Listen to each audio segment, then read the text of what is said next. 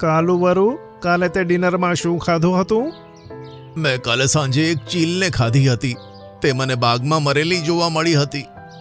તે ઘણા સમયથી ત્યાં મરેલી પડી હશે અને તે તેને ખાઈ લીધી, એટલે જ તારા પેટમાં ઇન્ફેક્શન થયું છે. હવે ગમે તે કરીને મારા પેટના દર્દને ઠીક કરો. આહ! તેને ઠીક કરવા માટે મારે એક ખાસ જડીબુટ્ટી જોઈએ, જે ફક્ત રહસ્યમય ગુફામાં ઉગે છે. પણ એની અંદર તો ખાલી મિંકુ સારસ જ જઈ શકે છે.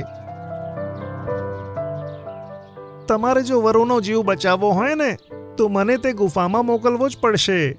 આવો, જલ્દીથી મારી સાથે આવો.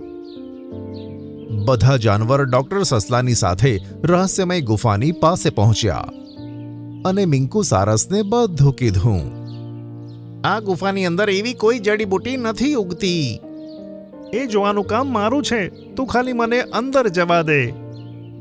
વરુના પેટમાં દુખાવો છે ને, તો એનો ઈલાજ હું પોતે જ કરી દઈશ. તમે મારી સાથે આવો. જલ્દી ચાલો, એને બહુ દુખાય છે.